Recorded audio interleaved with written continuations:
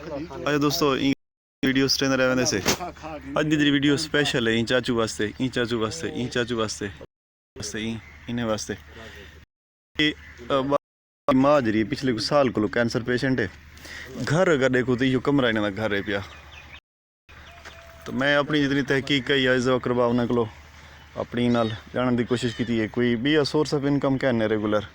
अब्बा इन्हें रेड़ा वहदा आई पहले तो जेरे वेले अगर मुसीबत लंबी अगर आवे तस्वर कर सकते हो। मैं बैकगार्ड के इतना दस के कैन में आया ये घर अगर देखूँ तो तुम्हारे सामने क्या पकदा पे अगर देखना चाहो तो खैर दरो दीवार जी जुबान हाल है तो वो अपने आप दसे नहीं पिए कि क्या कैफियत है कितने इन्हें दी सूरत हाल क्या है।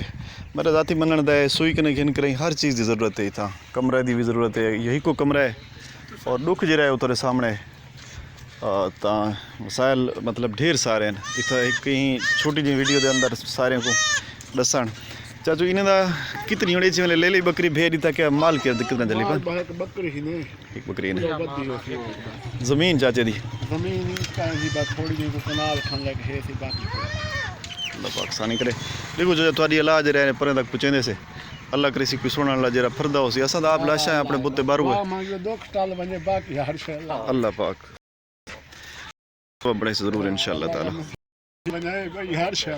अल्लाह पाक मुसीबत वजे सी अल्लाह दे वास्ते सही इंशाअल्लाह ताला देखण वाले ये सारे बालन सही इमाम बख्श खान दी मिसेज और फैमिली दे दोस्तों उम्मीद है ये जी वीडियो थोड़े तक पहुँची जे दोस्त कुछ सपोर्ट कर सको सुबहान अल्लाह शेयर कर छुड़े सो थी सकते अल्लाह पाक थोड़े सारे पैसे के थ्रू कोई भली का सबब बने बालें वास्ते फैमिली वास्ते।